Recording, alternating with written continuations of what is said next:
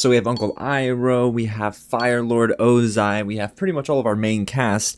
But what if I were to tell you guys that they just announced the casting decision for Gran Gran? Does that make you excited? No? Okay, well there's some more names to talk about here. Yeah.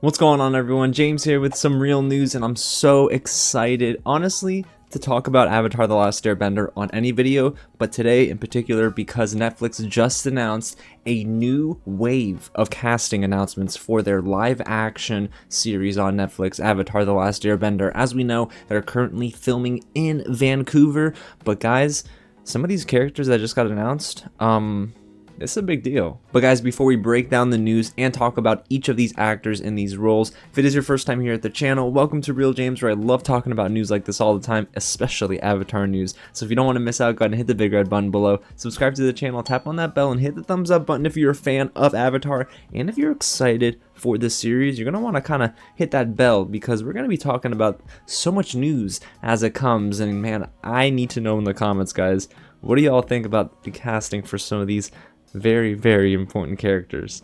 Alrighty guys, so let's get started, and this news comes straight from Netflix themselves. Netflix Geeked tweeted out a casting announcement to, well, not end all other casting announcements, but it is pretty exciting to see some of these names finally get faces for the live action series. Let's start with the one character I joked about earlier, Gran Gran, played by Casey Camp Hornick.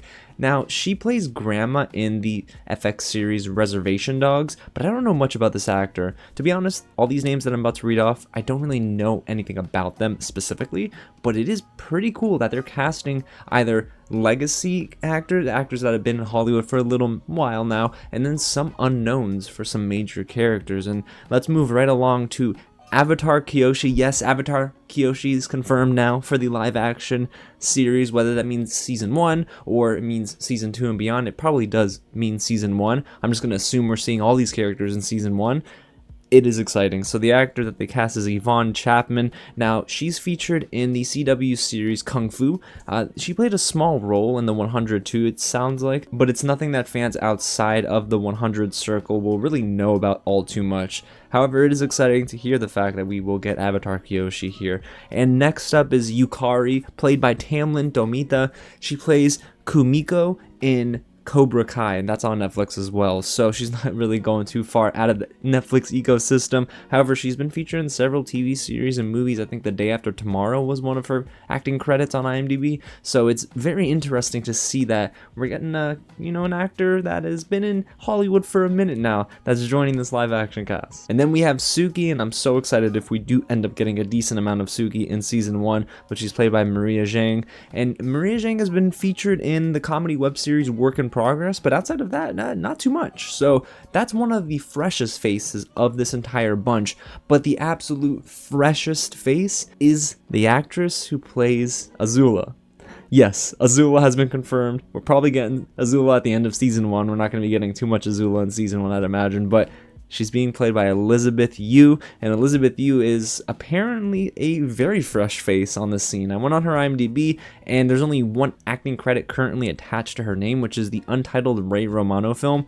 I've heard about this. I don't know anything too much outside of the fact that it's a Ray Romano film, but this is going to most likely be her second credited performance.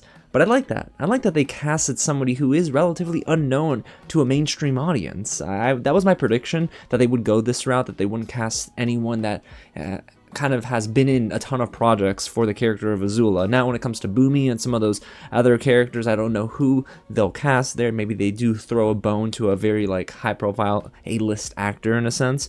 But I love the fact that they gave Elizabeth Yu this role. Honestly, from the looks of it too, I think that all of the casting decisions look pretty darn good so far, and this next wave of announcements is really no exception. Now, the biggest question is probably going to be how often are we seeing these characters in season 1?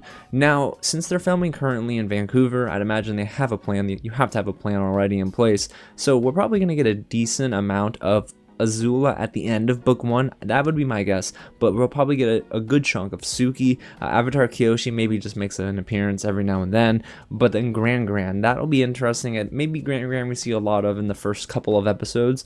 but I do think that it's going to be interesting to see how they handle Yukari.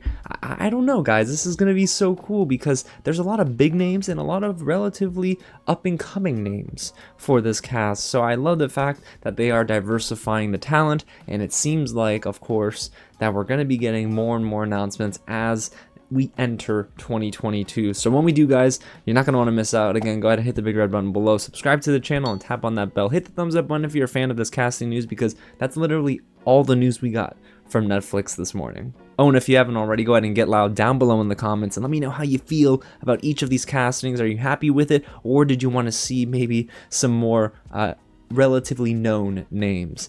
Now, trust me, if this series goes well, I'm optimistic for it, but if it does numbers on Netflix and it actually is paying a good amount of homage to the original source material, and we do get seasons 2, 3, and 4, and so on and so forth, this could be the jumping off point for a lot of these actors who we might not know too much of right now.